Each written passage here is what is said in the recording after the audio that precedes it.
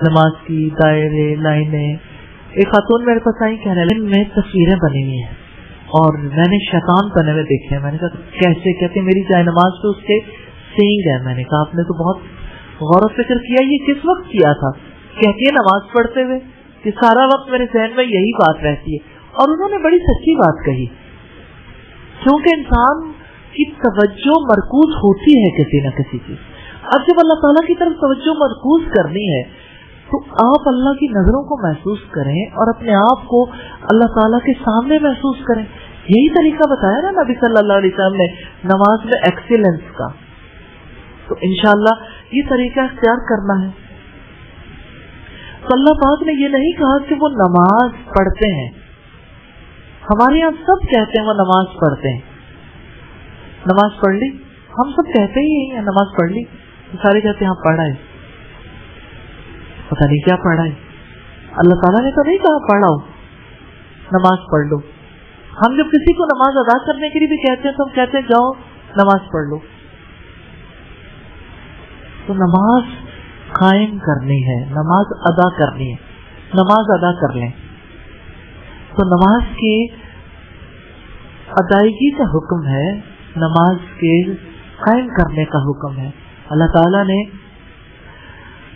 جب نماز قائم کرنے کا حکم دیا تو اس کی ظاہری صورت کو بھی درست کرنے کا حکم دیا, لیکن صرف اتنا کافی نہیں ہے, دل کی حالت کا بھی درست ہونا ضروری ہے. دل کی حالت کا بھی درست ہونا ضروری ہے. تو اقامت صلاۃ یہ ہے کہ نماز کو جہاں ظاہری شکل و صورت اور اس کے تمام ارکان کی کامل ادائیگی اور اس کی شرائط اور واجبات کے ساتھ قائم کیا جائے, وہاں اس کی باطنی صورت سے اس کی روح کے ساتھ یعنی اس کے اندر حضور قلب اور اپنے قول و فعل میں کامل تدبر کے ساتھ بھی قائم کرنا ضروری. یعنی دل اور اعمال اعضاء کے ایک ہوں, نظر, کان, زبان اور دل ایک کام کر رہا ہوں, مختلف نہیں. موبائل کی دنیا میں یہ ہے تو بڑا مشکل, کیونکہ سب ایک وقت میں کئی کام کرتے ہیں. میں نے دیکھا لوگ اسپیکر آن کر لیتے ہیں, سارے لوگ ڈسٹرب ہو رہے ہوں, کال بھی سنتے رہتے ہیں, ساتھ ساتھ میسیجز بھی دیکھتے رہتے ہیں اور ساتھ ساتھ کوئی اور کام بھی کر رہے ہوتے ہیں, اسکرولنگ جاری رہتی ہے. تو ایک وقت میں کئی کام جاری رہتے ہیں. نماز میں ایسا نہیں ہو سکتا. باقی جو مرضی کریں, باقی آپ ہیں اور آپ کی زندگی ہے, جتنے حصوں میں بٹیں گے اتنا ہی زیادہ توجہ بٹنے کے عادی ہو جائیں گے. فوکس رہنا سیکھیں, ایک چیز پر فوکس رہیں گے, ایکسیلنس کی طرف جائیں گے. اور نماز ایکسیلنس کی طرف لے جاتی ہے. لائف کی کوالٹی کو امپروو کرنے کے لیے سب سے بڑا کردار نماز ادا کرتی. اللہ پاک ہمیں ایسی نماز نصیب کر دے. اللہ رب العزت نے ایسی نماز کے بارے میں فرمایا, اتل ما اوحی الیک من الکتاب واقیم الصلاۃ ان الصلاۃ تنہی عن الفحشاء والمنکر. آپ تلاوت کرو اس کتاب میں سے جو آپ کی طرف وحی کی گئی ہے, اور نماز قائم کرو, یقیناً نماز بے حیائی اور برے کاموں سے روکتی ہے. یہ سورہ العنکبوت کی آیت نمبر 45 ہے. تو یہی وہ نماز ہے جس پر ثواب مرتب ہوتا, اسی نماز پر اجر ملتا ہے جو بندہ سمجھ کر ادا کرتا ہے. یا اللہ ہمیں ایسی نمازیں نصیب کر دے. اور نماز میں فرائض اور نوافل سبھی داخل ہیں. اللہ تعالیٰ نے نماز کی اقامت کا حکم دیا ہے اور نماز پر ہمیشہ پابندی اور اس کی حفاظت کا حکم دیا ہے. جیسا کہ رب العزت نے سورہ المعارج کی آیت نمبر 23 میں فرمایا, الذین هم علی صلاتہم دائمون, جو اپنی نماز کی ہمیشہ پابندی کرنے والے ہیں. وقت کی پابندی کا حکم دیا, ان الصلاۃ کانت علی المؤمنین کتابا موقوتا, بلا شبہ نماز ہمیشہ سے ایمان والوں پر ایسا فرض ہے جس کا وقت مقرر کیا ہوا ہے. جماعت کے ساتھ ادائیگی کا حکم دیا, وَأَقِيمُوا الصَّلَاةَ وَآتُوا الزَّكَاةَ वरकाऊ मार राकिईन, और नमाज कायम करो और ज़कात अदा करो और रुकू करने वालों के साथ रुकू करो। ये अल-बकरा की आयत नंबर 43 है। इसी तरह सूरह अल-मोमिनून की आयत नंबर 2 में खुशू का हुक्म दिया, अल्लज़ीना हुम फी सलातिहिम खाशिऊन, वही जो अपनी नमाज में आजिज़ी करने वाले हैं। ये तंबीह है कि नमाज पढ़ने वाले बहुत हैं, कायम करने वाले बहुत कम हैं, अदा करने वाले बहुत कम हैं। सैयदना अब्दुल्लाह इब्न उमर से रिवायत है, नबी सल्लल्लाहु अलैहि वसल्लम ने फरमाया, बुनियल इस्लाम अला खम्सिन, इस्लाम की बुनियाद 5 चीजों पर है। अव्वल गवाही देना कि अल्लाह ताला के सिवा कोई माबूद नहीं और बेशक मोहम्मद सल्लल्लाहु अलैहि वसल्लम अल्लाह ताला के सच्चे रसूल हैं, और नमाज कायम करना और ज़कात अदा करना और हज करना और रमजान के रोजे रखना। ये सही बुखारी की 8 नंबर रिवायत। नबी सल्लल्लाहु अलैहि वसल्लम ने फरमाया, जुइलत कुर्रतु ऐनी फिस्सलाह, मेरी आंखों की ठंडक नमाज में रखी गई है। ये नसाई की रिवायत। सैयदना जाबिर से रिवायत है, रसूलुल्लाह सल्लल्लाहु अलैहि वसल्लम ने फरमाया, बेशक आदमी और शिर्क और कुफ्र के दरमियान फर्क करने वाली चीज नमाज का छोड़ देना। मुस्लिम की रिवायत है 246 नंबर पर। तो जो नमाज अदा करता है वो दायरे इस्लाम में रहता है, और जो नमाज अदा नहीं करता उसका इस्लाम से ताल्लुक बाकी नहीं रहता। कुफ्र और इस्लाम में फर्क करने वाली चीज यही नमाज है। नबी सल्लल्लाहु अलैहि वसल्लम ने फरमाया, अल अहदुल्लज़ी बैनना व बैनहुम व बैनहुमुस्सलात फमन तरकहा फक़द कफर, हमारे और काफिरों के दरमियान मुआहिदा नमाज का है, जिसने नमाज छोड़ दी उसने मुआहिदा तोड़कर कुफ्र किया। ये मुस्नद अहमद की रिवायत है। इब्न उमर रज़ी अल्लाह तआला अन्हु से रिवायत है कि रसूलुल्लाह सल्लल्लाहु अलैहि वसल्लम ने फरमाया, मुझे अल्लाह ताला की तरफ से हुक्म दिया गया है कि लोगों से जंग करूं उस वक्त तक कि वो इस बात का इकरार कर लें कि अल्लाह के सिवा कोई माबूद नहीं, और ये कि मोहम्मद सल्लल्लाहु अलैहि वसल्लम अल्लाह ताला के सच्चे रसूल हैं, और नमाज अदा करने लगे और ज़कात दें। जिस वक्त वो ये करने लगे तो मुझसे अपनी जान और माल को महफूज कर लेंगे, सिवाय इस्लाम के हक के रहा उनके दिल का हाल तो उसका हिसाब अल्लाह ताला के ज़िम्मे है। ये बुखारी की 25 नंबर रिवायत। रसूलुल्लाह सल्लल्लाहु अलैहि वसल्लम ने फरमाया, और जो कोई नमाज की हिफाजत नहीं करेगा उसके लिए नमाज ना रोशनी बनेगी, ना ईमान की दलील बनेगी, और न नजात का सबब बनेगी, और वो कयामत के दिन कारून, फिरौन, हामान और उबई इब्न खल्फ के साथ होगा। ये मुस्नद अहमद की रिवायत है। अस्तगफिरुल्लाह। सैयदना मुगीरा बिन शोबा से मरवी है रज़ी अल्लाह तआला अन्हु, रसूलुल्लाह सल्लल्लाहु अलैहि वसल्लम इतनी देर तक कयाम करते थे कि आपके पांव फट गए। आपसे तवील कयाम की बाबत अर्ज किया गया। ये कहा गया कि क्या आपके अगले और पिछले गुनाह माफ नहीं कर दिए गए? तो आपने फरमाया, अफला कून अब्दन शकूरा, क्या मैं अल्लाह का शुक्रगुजार बंदा न बन जाऊं? ये सही बुखारी और सही मुस्लिम की रिवायत है।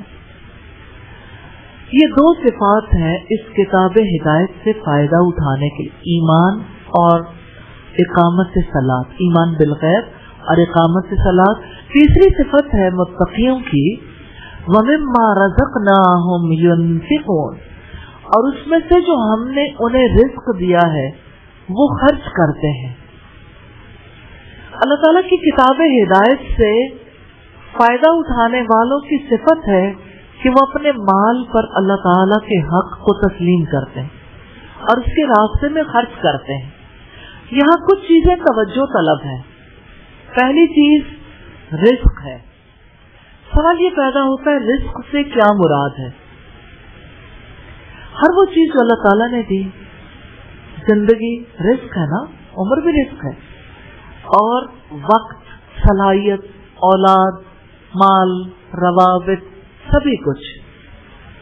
اور خرچ کرنے سے مراد ہے یعنی انفاق کرنا، خرچ کرنا، اپنے مال میں سے اللہ تعالیٰ کے حکم کے مطابق خرچ کرنا، فضول خرچی نہیں، اللہ تعالیٰ کے لیے مال کو دینا.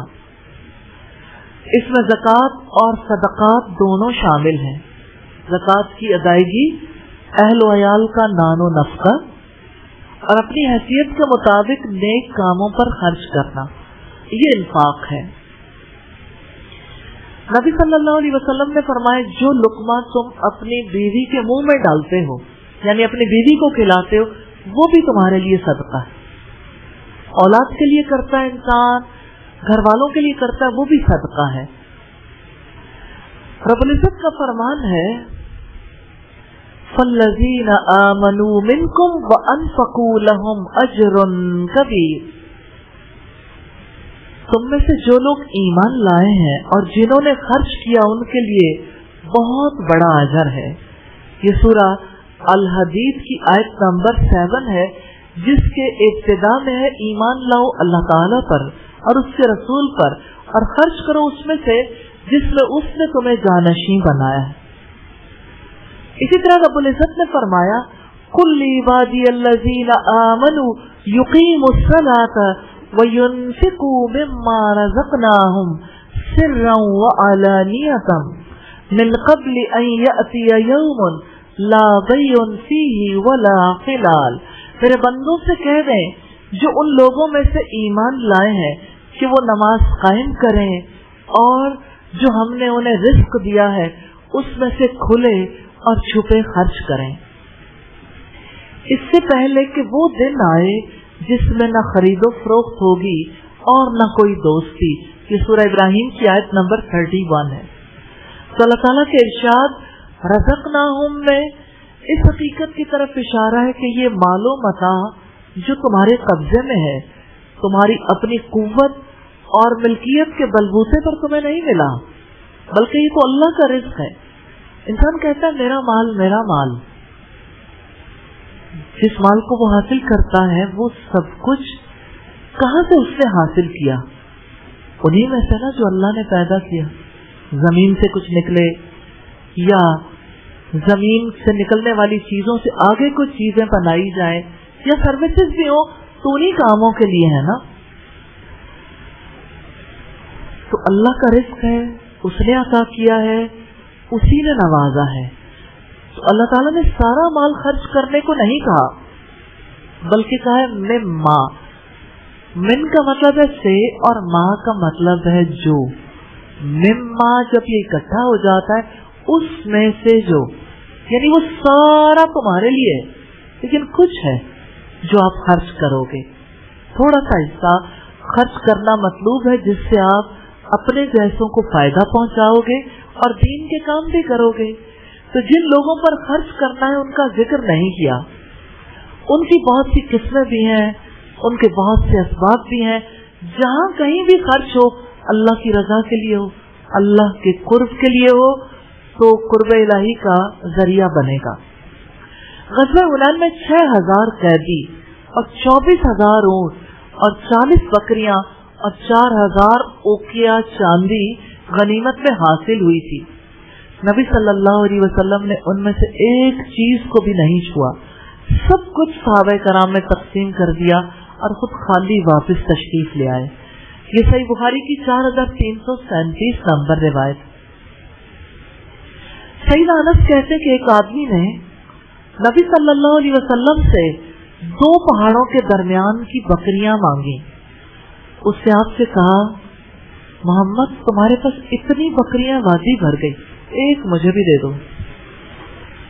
آپ صلی اللہ علیہ وسلم نے اسے کہا ساری لے جاؤ. وہ آدمی اپنی قوم کے پاس آیا اور کہنے لگا اے قوم اسلام قبول کر لو، اللہ کی قسم محمد تو اتنا عطا فرماتے ہیں کہ پھر محتاجی کا خوف ہی نہیں رہتا. یہ مسلم کی روایت ہے 6021 نمبر پر. ایک دفعہ بحرین سے خراج کا مال آیا اور مسجد کے صحن میں انبار لگ گئے. نبی صلی اللہ علیہ وسلم صبح کی نماز کے لیے تشریف لائے. صحابہ فرماتے ہیں रसूल अल्लाह ने उस ढेर की तरफ नजर उठाकर भी नहीं देखा। नमाज से फारिग हुए, अंबार के पास आ गए, तकसीम करने लगे, जो आता उसे बेहिसाब देते। थोड़ी देर में सब खत्म हो गया और दामन झाड़ कर खाली हाथ तशरीफ ले गए। ये बुखारी की 421 नंबर रिवायत। आपकी जिंदगी का क्या कहना। एक दफा नमाज के लिए तकबीर हो चुकी थी, लेकिन आप सहाबे कराम को वहीं छोड़कर तशरीफ ले गए। थोड़ी देर के बाद आए और नमाज पढ़ी। किसी ने बेवक्त घर जाने का सबब पूछा तो आपने फरमाया घर में एक सोने का टुकड़ा पड़ा रह गया था। मैंने ख्याल किया ऐसा ना हो कि सोने का टुकड़ा पड़ा रहे और मैं चल बसूं, इसलिए आप सल्लल्लाहु अलैहि वसल्लम गए और उसे सदका किया और फिर आके नमाज पढ़ाई। नबी सल्लल्लाहु अलैहि वसल्लम इंफाक की तरगीब दिलाते थे। सईद अबू हुरैरा से रिवायत है, आपने फरमाया अनफिक या इब्न आदम उनफिक अलैक, आदम के बेटे तू खर्च कर, तुझ पर भी खर्च किया जाएगा। सुभान अल्लाह, तू खर्च करके देख, तुझ पर भी खर्च किया जाएगा। सईदा अस्मा बयान करती हैं, रसूलुल्लाह ने उन्हें फरमाया खर्च करती रहो, गिन गिन कर न दो, वरना अल्लाह ताला भी गिन गिन कर देगा। हाथ ना रोको वरना अल्लाह ताला भी तुमसे हाथ रोक लेगा। बुखारी की 2591 नंबर रिवायत। अदी बिन हासिम रजी अल्लाह ताला अन्हु से रिवायत है कि मैंने रसूलुल्लाह को ये कहते सुना कि जहन्नुम से बचो, अगरचे खजूर का एक टुकड़ा देकर ही सही। इत्तकुन्नार, आग से बचो, जैसे तकवा है ना, इत्तकू बचो, अन्नार आग से, वलऊ बिशिक्की तमर, अगरचे खजूर का एक टुकड़ा ही देकर बचने की कोशिश करो। बुखारी की 1417 नंबर रिवायत। और बड़ी हिकमत है नमाज और इंफाक के इकट्ठे आने में। हाफिज इब्न कसीर कहते हैं कि अल्लाह ताला ने कसीर मकामात पर नमाज और इंफाक को इकट्ठा किया है, क्योंकि नमाज अल्लाह ताला का हक है जो कि तौहीद है, तमजीद है, सना पर मुश्तमिल है, और इंफाक मखलूक पर एहसान है, वो बंदों का हक है। ये सफ़तुत तफासीर की रिवायत है। किसी ने कहा ईमान में नजात, नमाज में मुनाजात और इंफाक में दराजात की ज्यादती है। किसी दूसरे ने कहा ईमान में खुशखबरी, नमाज में गुनाहों का कफ्फारा और इंफाक में तहारत। मैं तहारत की बात एक मंजर से आपके सामने रखना चाहती हूँ। कल आप ही में से एक खातून मेरे पास आई है और कहने लगी, जब मैंने सदके की बात की कि आप रोजाना सदका निकालने की मुहिम शुरू करें, चाहे वो थोड़ा हो, चाहे खजूर का एक टुकड़ा ही क्यों ना हो, ये रसूलुल्लाह का फरमान है। तो वो कहने लगी कि मेरी बहन अटलांटा में रहती हैं और अल्लाह ताला ने उन्हें तौफीक दी है, वो अल्लाह ताला की राह में बहुत सदका करती हैं। उनकी बेटी ने ख्वाब देखा और अपनी माँ को बताया 4 दिन पहले कि मेरे घर में एक गाड़ी घुस आई है और हर चीज तबाह हो गई है। उसकी वालिदा ने जिस दिन वो घर से निकलने लगी, 4 दिन के बाद जो भी उन्होंने हमारे साथ शेयर की, जो इस वक्त हम आपसे शेयर करना चाहते हैं, ताकि आप देखें कि किस तरह अल्लाह ताला सदक़े की वजह से नुकसानात से भी बचा लेते हैं अपनी खास रहमत से। तो ये कितनी चीजें हैं जिनके बारे में किसी को पता ही नहीं होता कि अल्लाह ताला ने कितनी बड़ी बला से बचा लिया, कितने बड़े नुकसान से बचा लिया। ये घर है 120 कनाल्स का और अल्लाह ताला ने घर वालों को तौफीक दी कि वो अल्लाह ताला की राह में देते रहें। सदका करने वाले किस तरह से अपनी दुनिया के नुकसान को भी बचा लेते हैं। कहते हैं जो सामने वाला घर तबाह हुआ, जो गाड़ी तबाह हुई, ख्वाब में भी ऐसा ही देखा था, लेकिन सदका किया तो अल्लाह ताला ने किस तरह उनको नुकसान से बचा लिया। वो इस बात से बहुत दहशत ज़दा भी हैं और अल्लाह की कुदरत के बारे में जाहिर है जो उनका यकीन है वो कितना मुख्तलिफ होगा। सदका इंसान को कितनी मुसीबतों से बचा लेता है। सदका रब के गजब को बुझा देता है।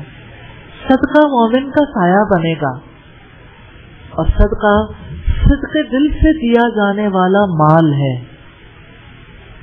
नबी सल्लल्लाहु अलैहि वसल्लम ने फरमाया, मा नक़सत सदक़तुम मिन माल, सदका करने से माल कम नहीं होता। सदका करें और अपने दिल को पाक कर लें, क्योंकि इंफाक इंसान के दिल को पाक करता है और जिंदगी की पाकीज़गी का सबब भी बनता है। अल्लाह ताला हम सबको तौफीक अता फरमाए। आयत नंबर 4 है, वल्लज़ीना युमिनूना बिमा उन्ज़िला इलैका वमा उन्ज़िला मिन क़ब्लिक व बिल आखिरति हुम युक़िनून, और जो उस पर ईमान लाते हैं जो आप पर नाजिल किया गया और जो आपसे पहले नाजिल किया गया, और आखिरत पर वही यकीन रखते हैं। मुत्तकियों की चौथी सिफत है, मुत्तकी कुरान मजीद से फायदा उठाते हैं कि वो सारी किताबों पर ईमान रखते हैं जो रसूलों पर नाजिल की गई। बिमा उन्ज़िला इलैक, जो आप पर नाजिल किया गया, यहाँ नाजिल करने से मुराद कुरान और सुन्नत है। अल्लाह ताला ने एक और मकाम पर फरमाया, व अंज़लल्लाहु अलैकल किताब वल हिकमा, और अल्लाह ताला ने आप पर किताब और हिकमत को नाजिल किया। किताब और हिकमत को नाजिल किया, ये सूरह निसा की आयत नंबर 113 है। तो किताब से मुराद कुरान मजीद है और हिकमत से मुराद सुन्नत, नबी सल्लल्लाहु अलैहि वसल्लम की हदीस है, आपकी सुन्नत है। तो असहाबे तक़वा उन तमाम चीजों पर ईमान रखते हैं जिन्हें रसूलुल्लाह सल्लल्लाहु अलैहि वसल्लम लेकर मबूस हुए। वो अल्लाह ताला की नाजिल करदा वही में तफरीक नहीं करते कि उसके किसी हिस्से पर तो ईमान ले आए और किसी हिस्से पर अपने इनकार या ऐसी तावील के जरिए से जो अल्लाह ताला और उसके रसूल की मुराद ना हो ईमान ना लाए, जैसा कि अहले बिदअत करते हैं जो कुरान और सुन्नत की नुसूस की तावील अपनी मर्जी से करते हैं, जो उनके कौल के खिलाफ होती हैं, जो कि दर हकीकत उनके मानी नहीं होते। यानी जैसे अल्लाह ताला की किताब में से किसी चीज की वजाहत करेंगे ना अपनी मर्जी से, रसूलुल्लाह ने कुछ कहा उसकी वजाहत अपनी मर्जी से करेंगे। तो अपनी मर्जी से जब कोई बात करे तो वो सच्ची बात थोड़ी है, तो फिर वो अल्लाह की किताब की तस्दीक नहीं करते। तो अगरचे ज़ाहिरी अल्फाज को तस्दीक करते हैं लेकिन हकीकी तौर पर उस पर ईमान नहीं लाते। वमा उन्ज़िला मिन क़ब्लिक, और जो आपसे पहले नाजिल किया गया। यह आयत करीमा गुज़िश्ता तमाम किताबों पर ईमान रखने पर मुश्तमिल है और गुज़िश्ता तमाम किताबों पर ईमान लाना ये तकाजा करता है कि साबिका अंबिया पर भी ईमान लाया जाए, पहले अंबिया पर, और उन हक़ाइक़ पर भी ईमान लाया जाए जिन पर इल्हामी किताबें मुश्तमिल हैं, जैसे तौरात, ज़बूर, इंजील। ये अहले ईमान की खुसूसियत है कि वो सारी आसमानी किताबों पर ईमान रखते हैं और उनके दरमियान तफरीक नहीं करते। रब्बुल इज़्ज़त ने फरमाया, या अय्युहल्लज़ीना आमनू आमिनू बिल्लाहि व रसूलिही वल किताबिल्लज़ी नज़्ज़ला अला रसूलिही वल किताबिल्लज़ी अंज़ला मिन क़ब्ल। ऐ लोगों जो ईमान लाए हो अल्लाह ताला पर, उसके रसूल पर और उसकी किताब पर ईमान ले आओ, और जो उसने अपने रसूल पर नाजिल फरमाई है और उस किताब पर भी जो इससे पहले नाजिल की गई। वमन यकफुर बिल्लाहि व मलाइकतिही व कुतुबिही व रुसुलिही वल यौमिल आखिर फक़द ज़ल्ल ज़लालन बईदा। और अल्लाह पाक ने फरमाया, जो कोई अल्लाह ताला का, उसके फरिश्तों का, उसकी किताबों का, उसके रसूलों का और आखिरत के दिन का कुफ्र करता है तो यकीनन वो भटक गया बहुत दूर भटक जाना। सूरह निसा की आयत नंबर 136 है। सैयद अबू हुरैरा ने बयान किया कि अहले किताब तौरात को इब्रानी जुबान में पढ़ते थे और उसकी तफसीर मुसलमानों के लिए अरबी जुबान में करते थे। तो रसूलुल्लाह सल्लल्लाहु अलैहि वसल्लम ने फरमाया, इनकी ना तस्दीक करो ना तकज़ीब, यानी ना इन्हें झुटलाओ ना इन्हें सच्चा कहो, क्योंकि हम ईमान लाए अल्लाह ताला पर और उस पर जो हम पर नाजिल हुआ और उस पर जो तुमसे पहले नाजिल हुआ। तो यहूदी ईसाई जो पढ़कर सुनाते थे, क्या वो अल्लाह ताला की तरफ से नहीं था? आज जो कुछ बाइबल में मौजूद है, आज जो कुछ अल्लाह ताला के नाम पर मंसूब किया जाता है पहली किताबें करार दे के, क्या उस पर ईमान लाना हम पर फर्ज है? हम पहली किताबों पर ईमान लाते हैं, उसमें जो इंसानों ने अपना हिस्सा शामिल कर दिया उस पर ईमान लाना हम पर फर्ज नहीं है। और वो किताबें बदल गई, तौरात, ज़बूर और इंजील अपनी असल हालत में मौजूद नहीं है, लेकिन हम बिलीव रखते हैं कि अल्लाह ताला ने जो नाजिल किया था वो सच था और वो इंसानों की हिदायत के लिए था। इसी तरह हम देखते हैं कुरान मजीद ने जहाँ अहले ईमान का जिक्र किया तो नबी सल्लल्लाहु अलैहि वसल्लम से पहले नाजिल होने वाली वही और पहले अंबिया का भी तज़किरा किया। बाद में आने वाली किसी वही का ये बात बड़ी इंपॉर्टेंट है, क्योंकि आज की दुनिया में बहुत बड़े पैमाने पे लोग इस बुराई का शिकार हो रहे हैं, गलतफहमी में मुब्तला हो रहे हैं। कहीं हमसे ये मुतालबा नहीं किया गया कि नबी सल्लल्लाहु अलैहि वसल्लम के बाद भी कोई नबी आएगा, कोई रसूल आएगा, कोई वही आएगी।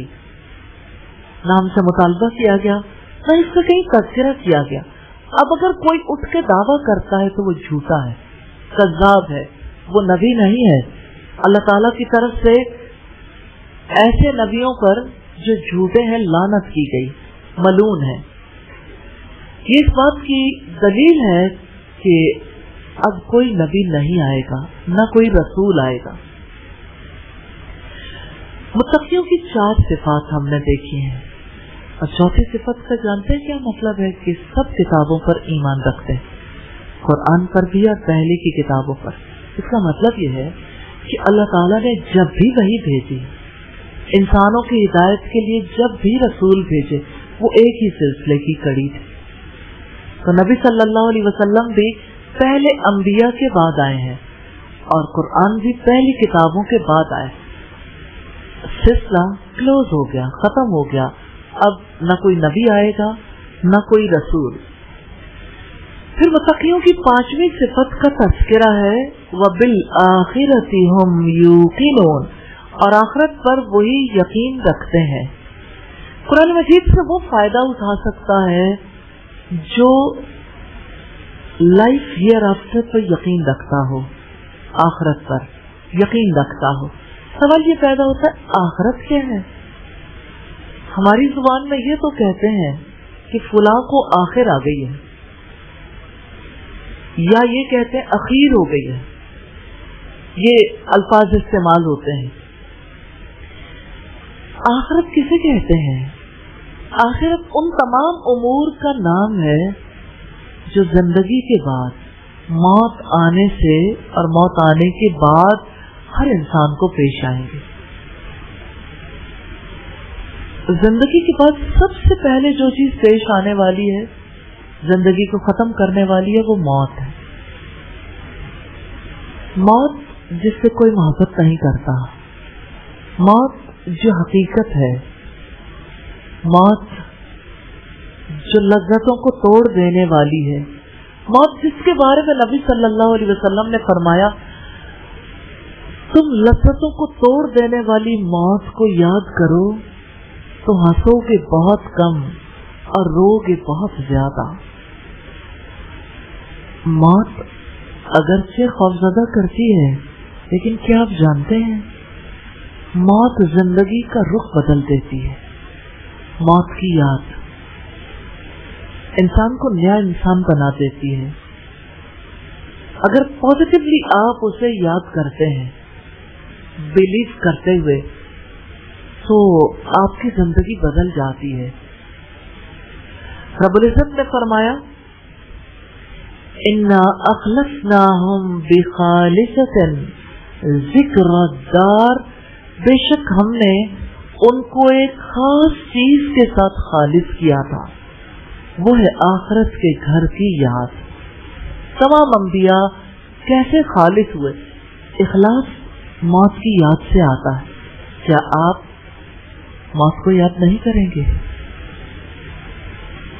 قبر تو انسان کو 70 بار سے زیادہ دن میں یاد کرتی ہے. تو جو انسان اپنی قبر کو بھولا رہتا ہے تو وہ زندگی میں بھی سیدھے راستے پر چل نہیں پاتا، گمراہ ہو جاتا ہے.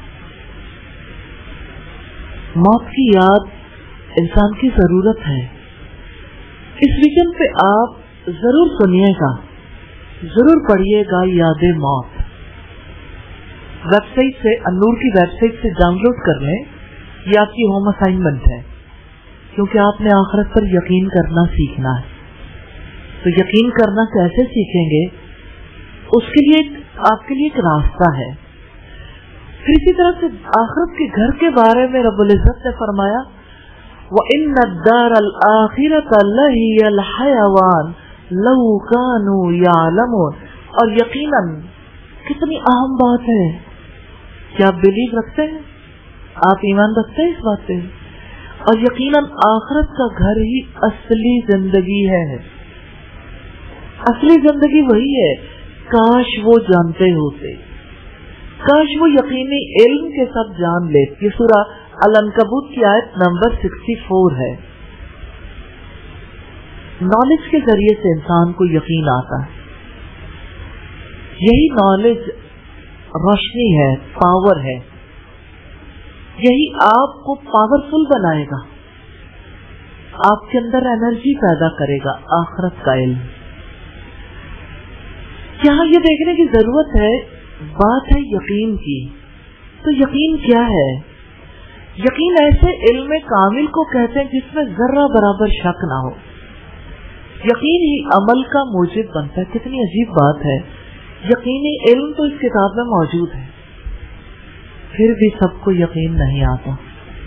ایسا ہے نا، کیونکہ سب اس علم پر غور و فکر نہیں کرتے، سچا نہیں سمجھتے، قابل تنا نہیں سمجھتے. جب کوئی موت کی بات کرے، عادت ہو گئی نا ساری زندگی سے، ڈرانے والی باتیں نہ کرو. اتنا تو پتہ لگتا ہے نا کہ موت کی یاد سے ڈر آتا ہے. تو یہی ڈر تو ہر کسی کی ضرورت ہے. اسی کی وجہ سے تو زندگی سیدھی ہوگی، صراط مستقیم پر چلیں گے. تو جو بے خوف ہو گیا اور جو خوف رکھتا ہے کیسے برابر ہو سکتے ہیں؟ خوف رکھنے والے کے بارے میں تو رب العزت نے فرمایا وَلِمَنْ خَافَ مَقَامَ رَبِّهِ جَنَّتَانِ، جو اللہ تعالیٰ کے آگے کھڑا ہونے سے خوف کھا گیا تو میں نے جواب دینا ہے، اس کے لیے 2 باغ ہیں. اور جو بے خوف ہو گیا اس کا حال تو قارون، فرعون، حامان اور ابی ابن خلف جیسا ہوگا. دیکھیں، دنیا میں انسان کو بے خوف بھی رہنا ہے اور خوف زدہ بھی رہنا ہے. انسان عجیب ہے، اپنے جیسے انسانوں کا خوف رکھتا ہے. اسے پتہ چل گیا تو کیا ہوگا. لوگوں کی نظروں میں عزت چاہتا ہے. انسانوں سے نہیں ڈرنا، انسانوں سے بے خوف ہو جائیں اور ایک اللہ کا خوف دل میں پال لیں. اور یہ دل کی عبادت ہے کہ آپ اپنے رب کا خوف دل میں رکھیں. یہ خوف نالج سے آتا ہے. جتنا زیادہ آپ علم کو پختہ کریں گے اتنا ہی دل کے اندر یقین آئے گا. کتنا زیادہ ضروری ہے موت کے بارے میں پڑھنا، سمجھنا، جنت کے بارے میں، جہنم کے بارے میں، قبر کے بارے میں اور حشر کے میدان کے بارے میں. علم کامل چاہیے، کمال درجے کا علم. کبھی کبھی ایسا لگتا ہے الفاظ سے علم ملتا ہے لیکن انسان کو اللہ تعالیٰ جب کسی خاص صورت حال کا مشاہدہ کرواتے ہیں، اللہ تعالیٰ جب کسی خاص صورت حال میں رکھتے ہیں تو وہ علم انسان کو ٹھہرنے نہیں دیتا. اکاؤنٹیبلٹی، جواب دہی خوف دلاتی ہے نا، اور جس نے جواب لینا ہے اس کا خوف دلاتی ہے. کتنی زیادہ ضرورت ہے ہماری کہ ہم اپنا محاسبہ کریں، اپنی زندگی کا جائزہ لیں، ہم کہاں ہیں. آخرت پر جس کے 6 مراحل ہیں، موت، قبر، جی اٹھنا، یعنی اپنی قبروں سے جب اللہ تعالیٰ زندہ کر کے اٹھائیں گے، میدان حشر میں حاضری، میزان یعنی اعمال کا وزن، جنت یا جہنم، یہ 6 مراحل ہیں. باقی چیزیں ان کے ساتھ آ جاتی ہیں، جیسے شفاعت کا ہونا، یا اسی طرح سے حوض کوثر پر جانا، یا پل صراط، یہ سب باقی اسی کے ساتھ ریلیونٹ ہو جاتے ہیں، لیکن 6 بڑے مراحل ہیں. تو آخرت پر یقین کے بغیر اس کتاب ہدایت سے فائدہ نہیں اٹھایا جا سکتا. آخرت پر یقین کرنے سے مراد ہے کہ انسان دنیا میں غیر ذمہ دار نہیں ہے، بلکہ اپنے اعمال کے لیے جواب دہ ہے. تو دیکھیے، ہم ہر روز بات کرتے ہیں you are accountable, I am accountable, میں جواب دہ ہوں. تو یہ جواب دہی غیر ذمہ داری سے بچاتی ہے. جواب دہی کا یقین، انسان دنیا میں پھر غیر ذمہ دار نہیں رہتا. اس جواب دہی کے لیے اللہ تعالی دنیا کے موجودہ نظام کو تباہ کر دیں گے اور ایک نیا جہان بنائیں گے. پھر سب کو جمع کر کے حساب کتاب لیں گے اور ہر ایک کو اس کے اعمال کے مطابق جزا یا سزا ملے گی. اور اللہ تعالیٰ کے فیصلے کے تحت انسان جنت یا دوزخ میں جائیں گے. نبی صلی اللہ علیہ وسلم آخرت کے نقشے کو ہر وقت سامنے رکھتے تھے. سوال یہ پیدا ہوتا ہے کیسے؟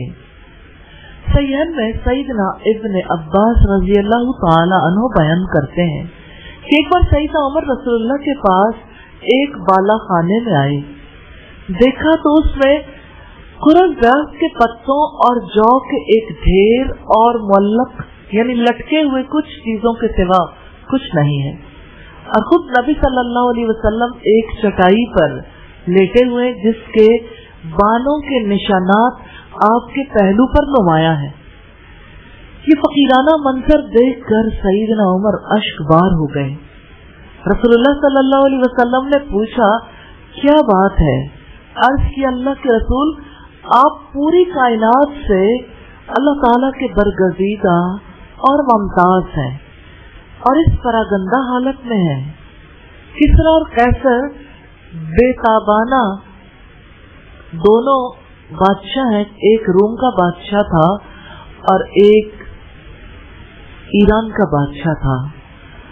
تو سیدنا عمر نے کہا کسرا اور قیصر بے انداز ناز و نعمت سے متمتع ہیں. یہ صورتحال دیکھ کر آپ کا چہرہ سرخ ہو گیا.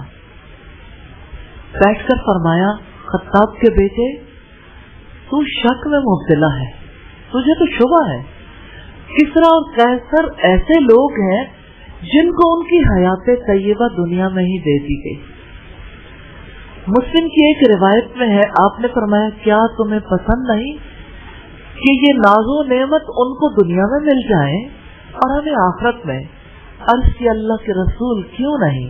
پھر آپ نے فرمایا اللہ تعالیٰ کی حمد و ستائش اور اس کا شکر ادا کرو کہ اللہ تعالیٰ نے تمہارے لیے نعمتیں آخرت میں رکھی ہیں.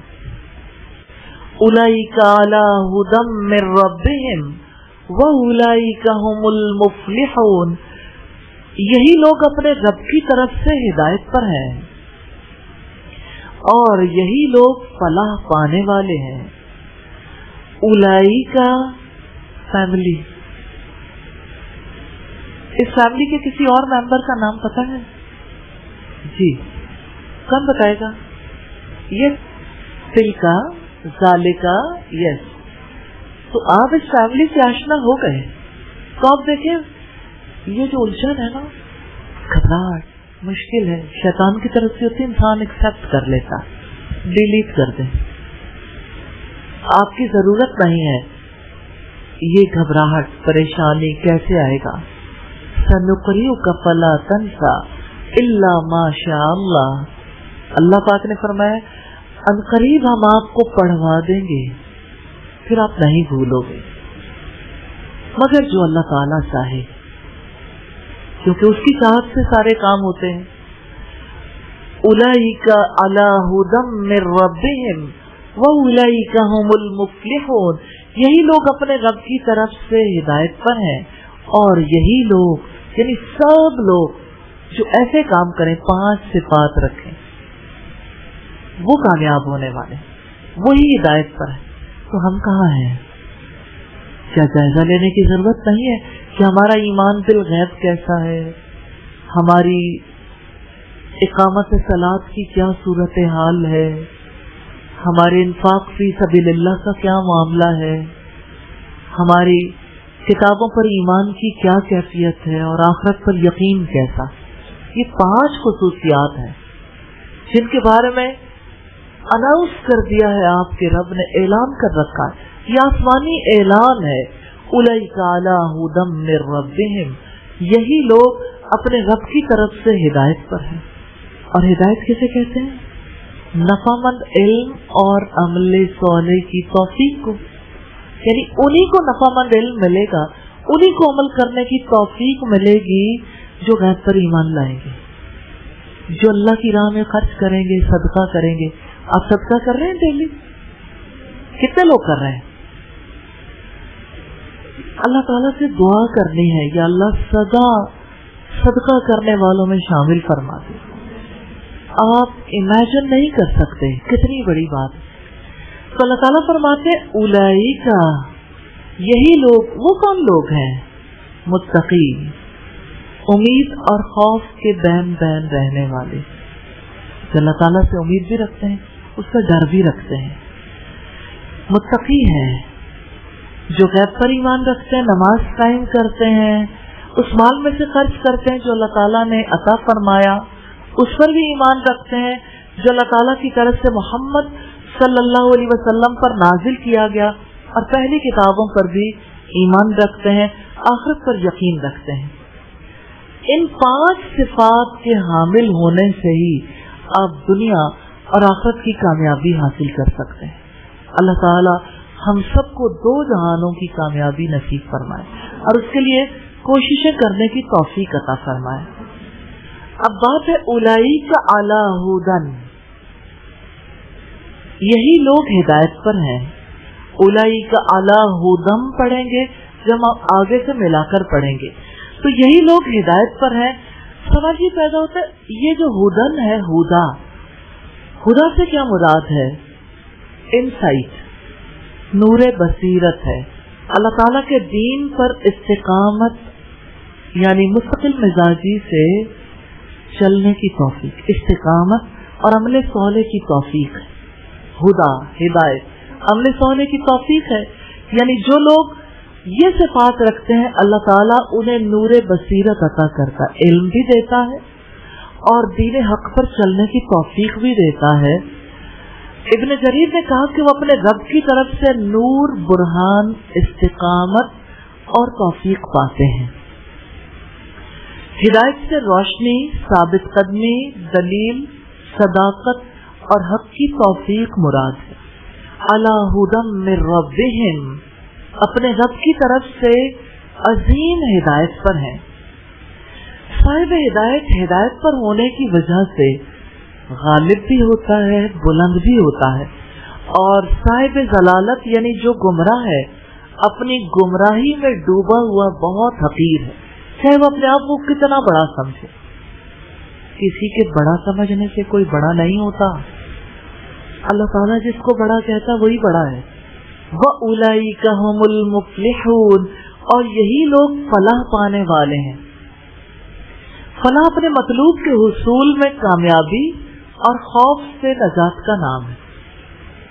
یعنی جو آپ کا مقصد ہے اس کو آپ جب اچیو کر لیتے ہیں، گول اچیو کر لیتے ہیں، تو آپ کامیاب ہو جاتے ہیں نا.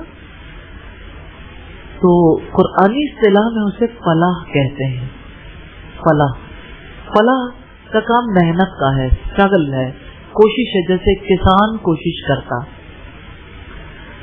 اور یہ خوف سے نجات کا نام بھی ہے.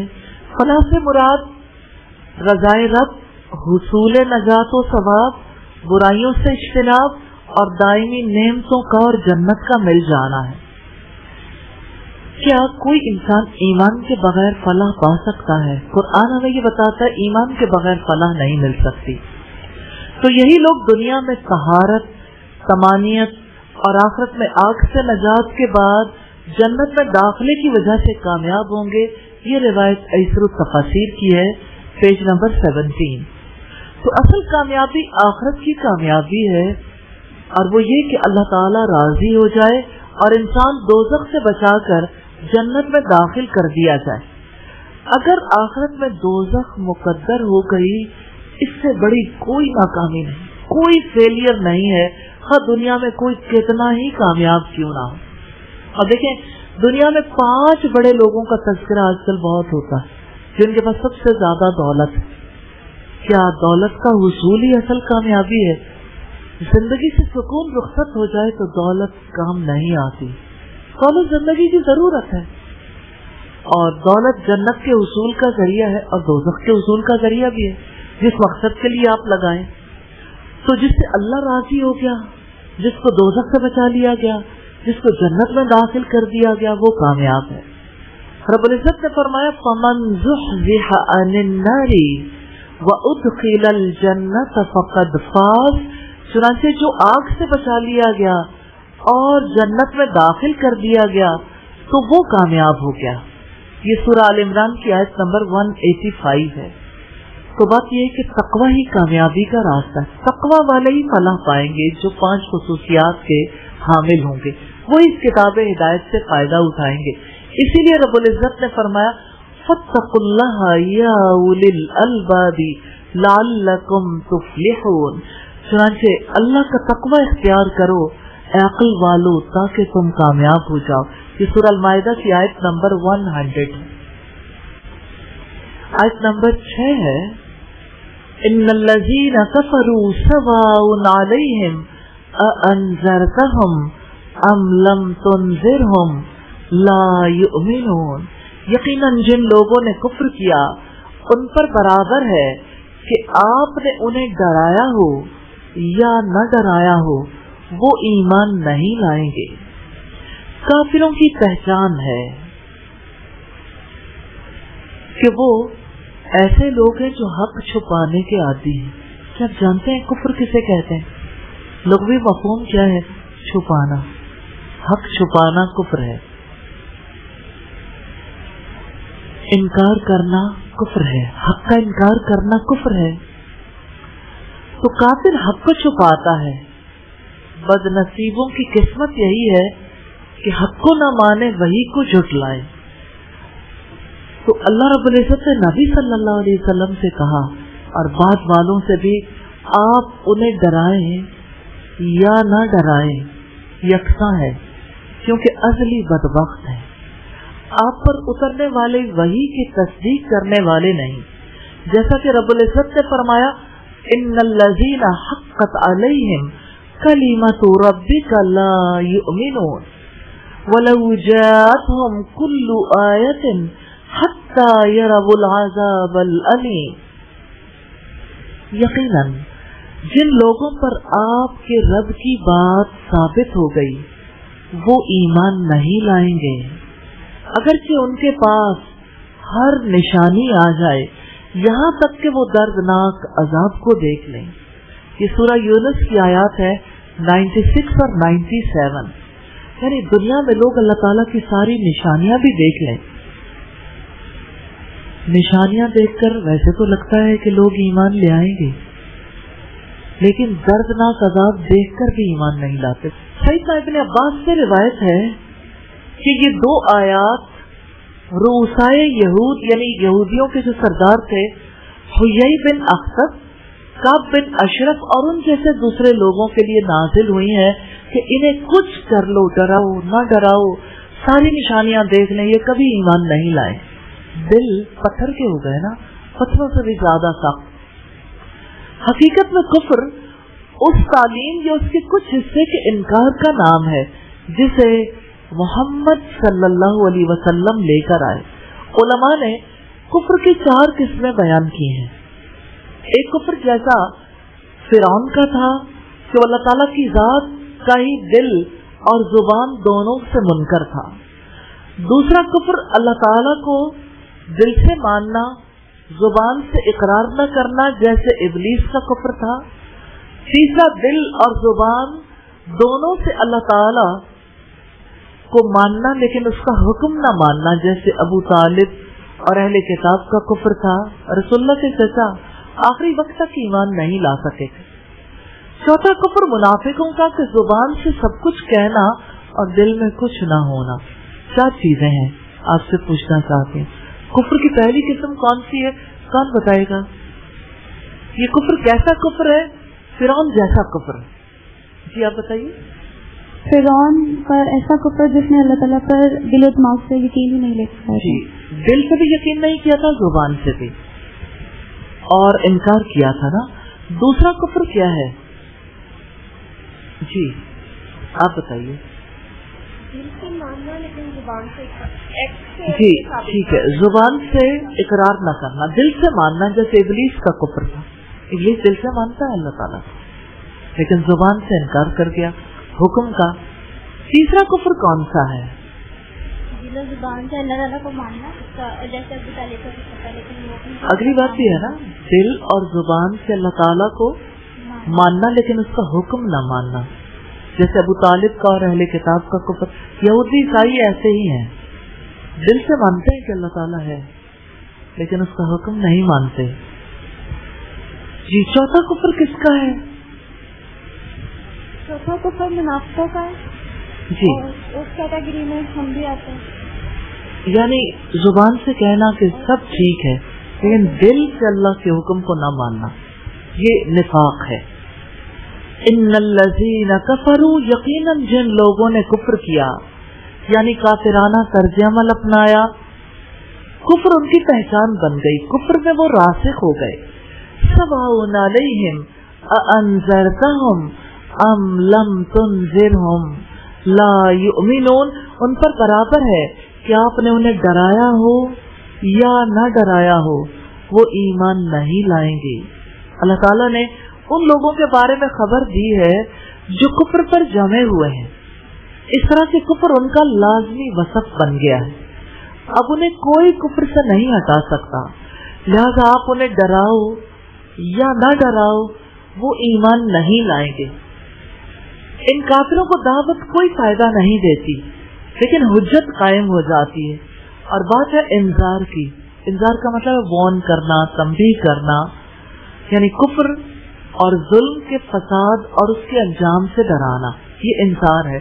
जैसे अंबिया डराते रहे, जैसे अल्लाह वाले डराते हैं, तो मुसलसल कुफ्र और अल्लाह ताला की नाफरमानियों की वजह से उनके दिल से हक कबूल करने की इस्तेदाद खत्म हो गई है, इसलिए वो ईमान नहीं लाते। सैयदना इब्न अब्बास कहते हैं रसूलुल्लाह चाहते थे कि तमाम लोग इस्लाम में दाखिल हो जाएं, तो अल्लाह ताला ने उनको खबर दी कि ईमान वही लाएगा जिसके लिए नेक बख्ती लिख दी गई है और जिसके लिए बदबख्ती लिख दी गई है वो गुमराह होकर रहेगा। एक चीज जिस पर गौर करने की जरूरत है, किसी के लिए डराना या न डराना बराबर कैसे हो जाता है? आप कुछ भी कहो मैं ना मानू वाली बात बरकरार रहे। हमारे यहाँ पॉलिटिक्स में तो सब देखते हैं, जो जिस पार्टी का है उस पार्टी की बात ही करेगा, हक बात करना उसे भूल जाता है। डराना या न डराना, क्योंकि पार्टी के लोग ऐसे, उन्हें कोई नहीं बताता सच बोलो, ठीक काम करो।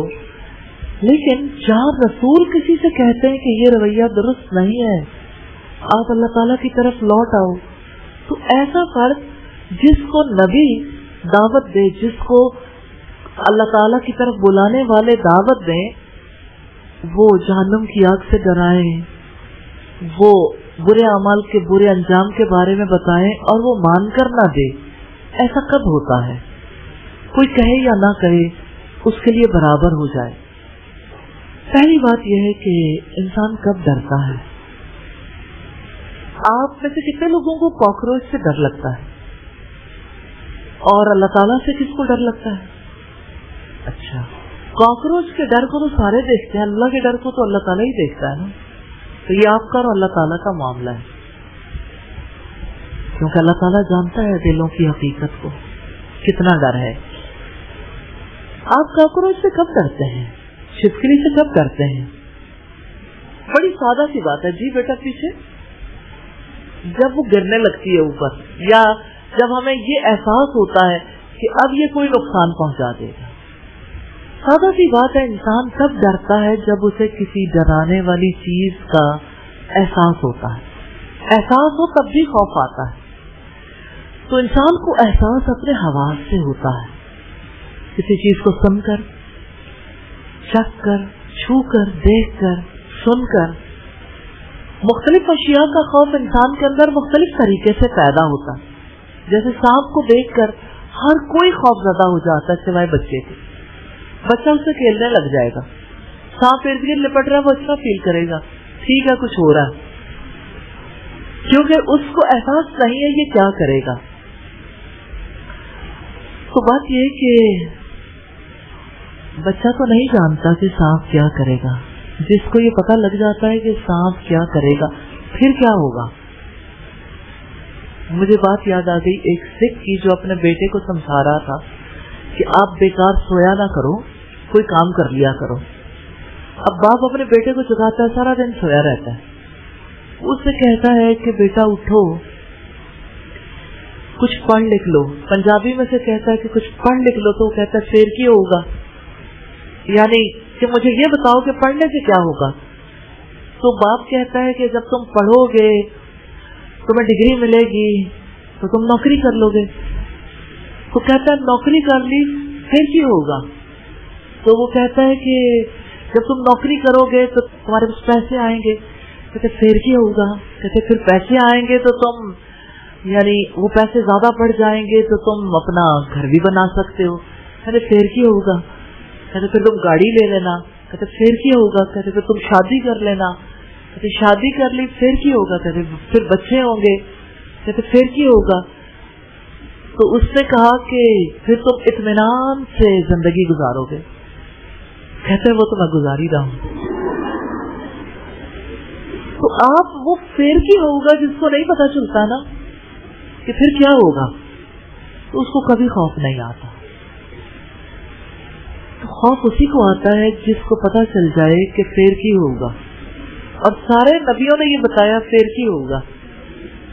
اور سادہ سے لفظوں میں یہ بات سمجھ آ گئی نا کہ آپ کا کام کیا ہے یہ جاننا پھر کی ہوگا، اگر یہ کام کر لیا تو پھر کیا ہوگا۔ تو جو انسان یہ جان لیتا ہے سانپ کیا کرتا ہے، اس کے کاٹنے کا کیا نتیجہ نکلتا ہے، وہ خوف کھاتا ہے۔ اور جو یہ نہیں جان پاتا، مثلاً اس کو اسی مثال کو اس پہ فٹ کر کے دیکھیں۔ اگر کوئی پوچھتا ہے کہ سانپ نے کاٹ لیا پھر کی ہوگا، تو آپ دیکھیں کہ کوئی بڑا نہیں پوچھتا، بچہ پوچھ سکتا ہے، کیونکہ ہر کسی کو یہ سمجھا دیا گیا کہ سانپ نے کاٹا، زہر پھیلے گا تم مر جاؤ گے، فوراً ڈیتھ ہو جائے گی۔ تو ہر کوئی سانپ سے بھاگتا ہے، اصل میں وہ اپنی موت سے بھاگتا ہے، خوف کھاتا ہے نا انسان، جبکہ موت سے وہ بھاگ نہیں سکتا، لیکن بہرحال یہ اس کی نیچر ہے، اس کی جبلت ہے کہ وہ اپنے نقصان سے بچنا چاہتا ہے۔ ننھا بچہ کیوں نہیں ڈرتا؟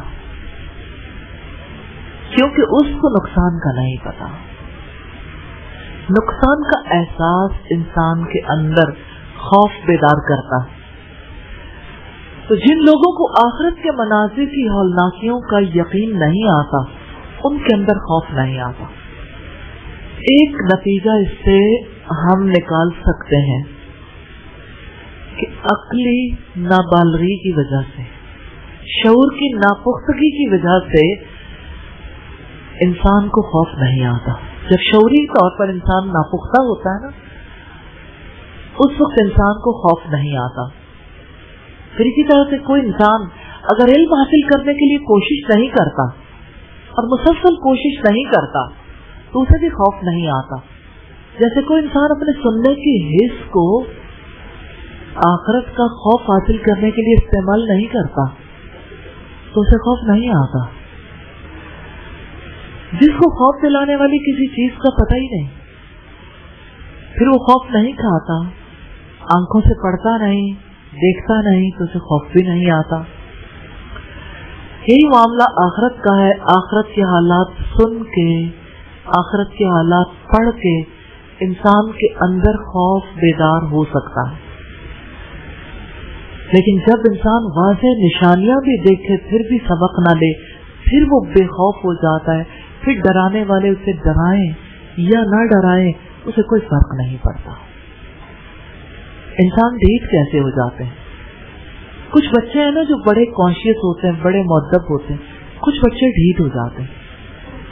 تو آپ کو اپنے گھر میں کسی کے ڈھیٹ ہونے کا تجربہ ہے یا خاندان میں آپ کو تجربہ ہے؟ جی آپ بتائیں گے بیٹا کوئی ڈھیٹ کیسے ہوتا ہے؟ یہ ڈھیٹ لوگوں کی باتیں ہیں, ڈھیٹائی کی نفسیات ہے نا اپنی, کہ ڈھیٹ کو کچھ کر لو اس میں نہیں بدلنا. جی السلام علیکم ورحمۃ اللہ وبرکاتہ. وعلیکم السلام. میرا نام غوثی. یہ سب ہم اس لیے کر رہے ہیں کہ ہم نے اگر ڈھیٹائی کا رویہ غلطی سے اختیار کر لیا تو بچ جائیں, اور ہمیں یہ بھی پتا ہو کہ ہمارے ارد گرد کتنے لوگ اللہ تعالیٰ کے آگے ڈھیٹ بن کے زندگی گزار رہے ہیں.